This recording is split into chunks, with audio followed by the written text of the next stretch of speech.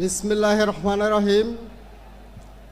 আজকে বাংলাদেশ জামাতে ইসলামী মহাসমাবেশ ঢাকা সরোয়ার্দী উদ্যানে আয়োজিত সভাপতি এবং প্রধান অতিথি এবং রাজনীতির নেতৃবৃন্দ, আমাদের সামনে আছেন সাংবাদিক ভাইয়েরা এবং প্রশাসনিক কর্মকর্তা এবং এই সম্মেলনের যোগ দেওয়া বাংলাদেশের বিভিন্ন জেলা থেকে আগত ভাইয়েরা, সকলে আমার সালাম নেবেন।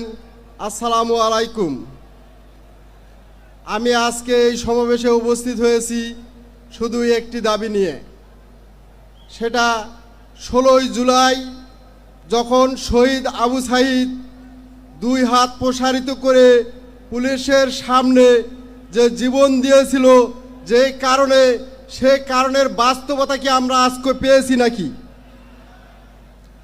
যদি সেই শহীদ ভাইয়ের তার বাস্তবতা যদি আমরা না পাই, তাহলে আমরা এই বাস্তবতা আমরা ফিরিয়ে চাই।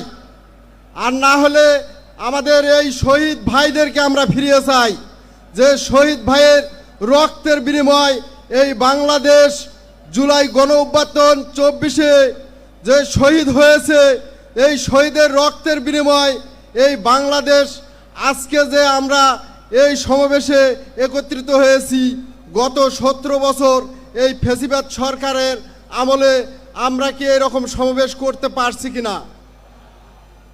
যদি না পেরে থাকি, তাহলে আমাদের ভাইদের যে অগ্রাধিকার, যার জন্য এই বাংলাদেশে জীবন দিয়েছে, তার সেই অধিকার আমরা আজকে ফিরিয়ে চাই। যদি ফিরিয়ে না পাই, তাহলে আমাদের ভাইদেরকে ফিরিয়ে দেন। আজকে দীর্ঘ 1 বছর পেরিয়ে গেল, কিন্তু আজ পর্যন্ত আমরা একটি শহীদ ভাইয়েরও বিচার পাইনি এই বাংলার মাটিতে। আমাদের শহীদ ভাইদের বিচারের দরকার আছে কি নাই? আমি মনে করি নির্বাচনের আগে আমাদের এই শহীদ ভাইদের বিচারের আগে প্রয়োজন। বাংলাদেশে আনাচে কানাচে যে ফ্যাসিবাদ সরকারের দোসরেরা জায়গায় জায়গায় গাপটি মারি আছে, তারা পায়তারা চালাচ্ছে। যদি আমরা এই শহীদ ভাইদের বিচার পাই, সেই ফ্যাসিবাদী শয়তানেরা এই বিচারের আওতায় গ্রেপ্তার হবে।